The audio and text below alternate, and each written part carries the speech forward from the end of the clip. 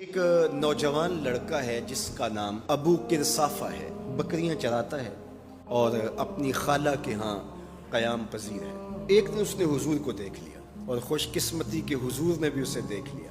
اب اس کو سب بکریاں بھول گئیں، وہ بکریاں لاتا ہے اور چراگاہ میں چھوڑتا ہے اور آ کے حضور کی مجلس میں بیٹھ جاتا ہے۔ ایک دن خالہ کو پتہ چل گیا یہ تو سارا دن وہاں بیٹھا رہتا ہے، تو اس نے سختی سے منع کر دیا کہ تم وہاں نہیں جاؤ گے۔ اب ایک دن تو کاٹا، دو دن کاٹے، لیکن برداشت نہیں ہوتا۔ آ کے اپنی ماں کو اور خالہ کو بٹھا کے ابو کرصافہ کہنے لگے، نوجوان لڑکا ہے، کہ میں تمہاری بات مان لیتا ہوں، نہیں جاؤں گا، لیکن ایک بات تم میری مان لو۔ انہوں نے کہا کیا؟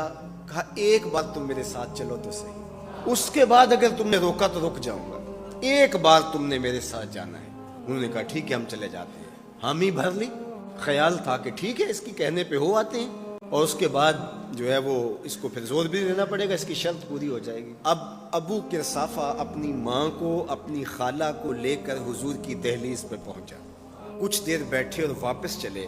اسے بے چینی تھی کہ اب یہ کیا بولتے ہیں، چونکہ اس کا مستقبل بھی اس پہ ہی لگا ہوا تھا کہ پتہ نہیں میری ماں کیا بولتی ہے، میری خالہ کیا بولتی ہے۔ تو ابو کرصافہ کی خالہ نے بول کے کہا، زندگی میں ایسا سونا بندہ دیکھا ہی نہیں۔ ابو کرصافہ کتنا سونا چہرہ تھا، اور جتنے سونے کپڑے تھے اتنے سونے کپڑے بھی کسی کو پہنے ہوئے نہیں دیکھا۔ اور تیسری بات فرمایا، جتنی میٹھی باتیں کرتا تھا، شہد ٹپکتا تھا اس کے لہجے سے۔ تو کہا ابو کرصافہ آج کے بعد ہم تجھے نہیں روکیں گے، سویرے آیا کر، شام آیا کر، تو جی بھر کے محمد کے چہرے کو دیکھا۔